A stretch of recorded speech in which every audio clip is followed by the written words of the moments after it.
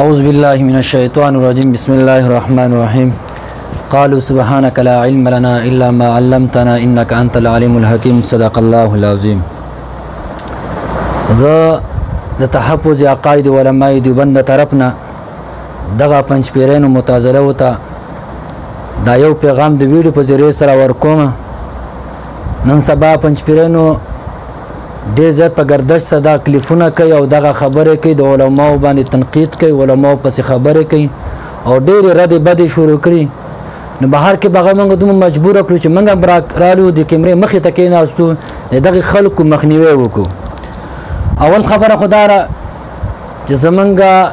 ډېر ګران دوست جناب مولانا محمد رحیم عرف محمدي جانان په دغې پسې دغې ملګرو کلیفونه وکړل د پنځپیرانو چې د مناظرې باره کې خبرې ورته وکړي. بیا ورته وویل چې ستا چا په نګرانۍ کې دا کار کوې. نو د اول به هغې تایید به زه وکړم او د هغې صفایي به زه وکړم چې الحمدلله زمونږ استاد محترم پیر طریقت رهبر شریعت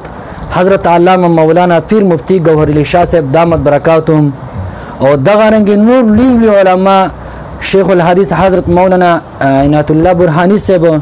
که اوس درته یو نوم یادوم تقریبا په هغې کې زما ډېر ټیم تېرېږي، خو مختصر الفاظو کې ورته ووایم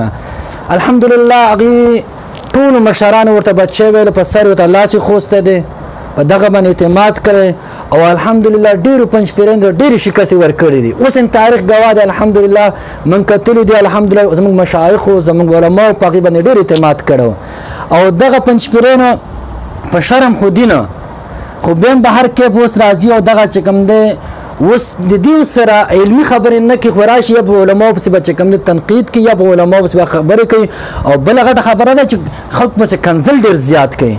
نو که کنزل خو ورته ووایم چې انشاءالله په تاریخ کې به دې داسې کنزلې چاته اورېدلي نه او انشاءالله چې څومره پیدایش دی که نه چې دغې نه شروع وکړی د ابتدا نه ولې تر انتها پورې داسې کنزل به دې اورېدلي نه، خو الحمدلله دغه کنزل موږ ته خوند نه راکوي چې د موږ دا پاکه خوله راوالو په ستا مردار باندې چې کوم د ګندکو. نو بهر کې د کنزلو نه ځان وساته، دا د جینکو میدان نه دی، د هلکانو میدان دی. که علم در سره وي او د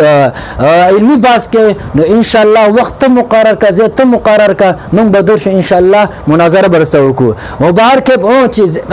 ځای موږ ته راکړه موږ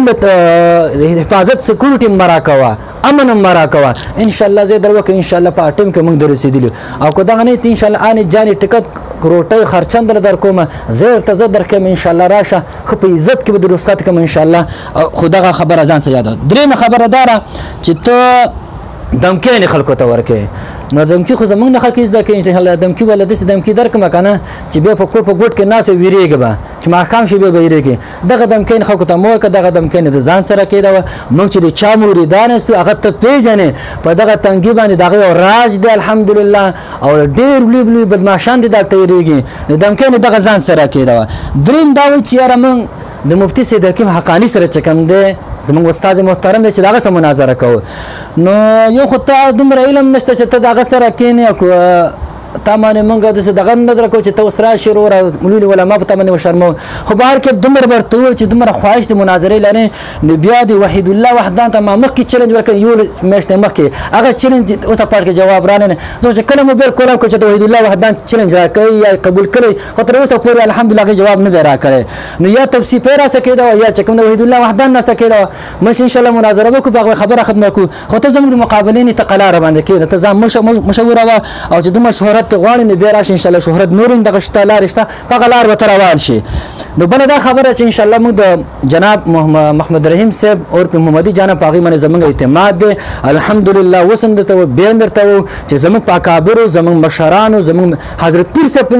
لاس یې خوستی او هغه په اعتماد کړی او زموږ اساتذو په اعتماد کړی زموږ ټولو په هغې باندې اعتماد دی او یقین دی انشاءالله. او ډېرې په تاسو باندې پی او لاس یې مات کړي دي تر دې پورې چې تاسو خپل عبارت نه ویلې اوس هم ستاسو ویډیوګانې موجود دي. بس دغه واوره او انشاءالله بل اوس دمکین چاله ورنه کړي نه کنزل مکر کنزل میدان نه دی قدم د خوخ ان شاء الله د رابطې لمبر بل زده کوم رابطه وکړه چې تاسو څومره کنزل خپل خلاص کا او به ان شاء الله کوم مشران دي کشران دي غرا ول ان شاء الله موږ باغی خپل مناظره کو چې حاضر حیات کینه دا به ان شاء الله د پیر مفتی ګورل شاه صاحب دامت برکاتهم داغي سربا دغه په علم مقابله بوسو کی او کو چرته توصیف او وحید الله وحدانه کینه دغه به دا چلو کوم مفتی سید حکیم حقانی صاحب ته او کو چرته تاب شند غل خور راځي نو بیا به دا چلو کو چې غیر پرنو کسه زمونږ شته ان شاء الله دغه به تعالی موږ جواب دکو صلی الله تعالی علی خیر خلق